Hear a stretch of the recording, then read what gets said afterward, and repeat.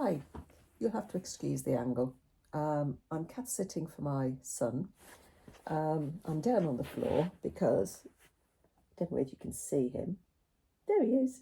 There he is. Little face in his hidey hole. He's gone back to sleep now. He's bored. I've finished another book, and it's Hot Wax by M L Rio. And I was excited to read this because it's a sort of rock star story set in the 1980s, which is an era I remember well. We've got two timelines, which I usually always love. That's a bit better. I keep chopping my head off. Whatever. We've got two timelines. We've got 11-year-old Suzanne, who is on a tour of America with her father's and his band, Gil and the Kills. And, she's with him. And then this other timeline, which is in the present, we've got the 40-year-old Suzanne, who seems to be searching for some meaning in her life. She's run away from her husband and is doing her own tour of America in the present time. And she's joined up with a Bohemian couple, the young couple, and Simon and Phoebe, who are living in a sort of trailer. So she hitches their trailer to her vehicle, which is her father's old vehicle, Blondie. And the three of them are going across America, chased by her her estranged husband, Rob. For me, the young Suzanne's timeline was a lot more captivating. I thoroughly enjoyed seeing the band, the tour, the squabbles. That leapt off the page almost.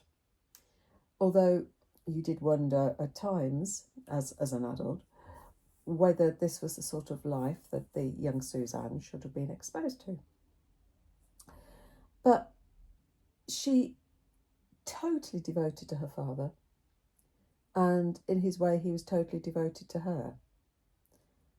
And you can understand why she wanted to be where she ends up on this tour. And she seems in some ways to be a lot more responsible than the adult Suzanne. She might not understand everything that she's seeing, but she makes sense of it in her own way. She's always taking pictures to document. She's got a little camera. She takes pictures to document.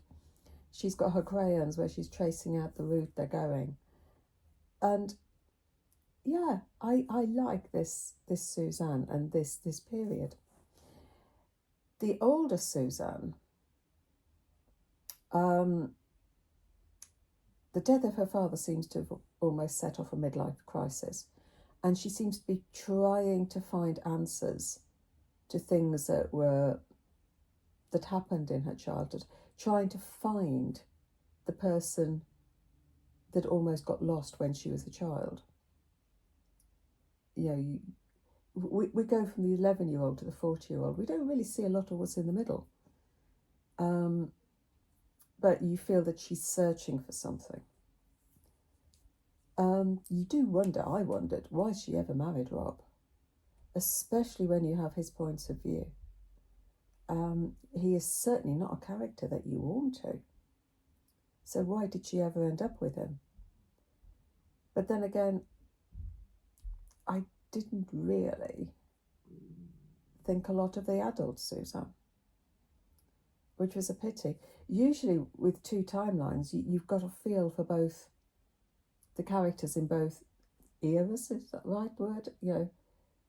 But I was much more engaged with the young Suzanne. I wasn't invested in the older Suzanne at all, really, because I was questioning a lot of what she was doing.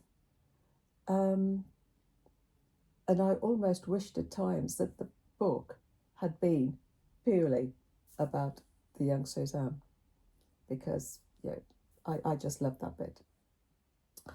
So hot wax, half of it I liked, half of it I didn't so much. You know, the one timeline I was totally engaged with, and the other I could sort of take or leave, which was a pity, really.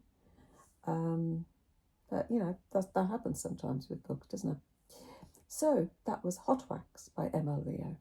So goodbye from me. And is he going to poke his head out again?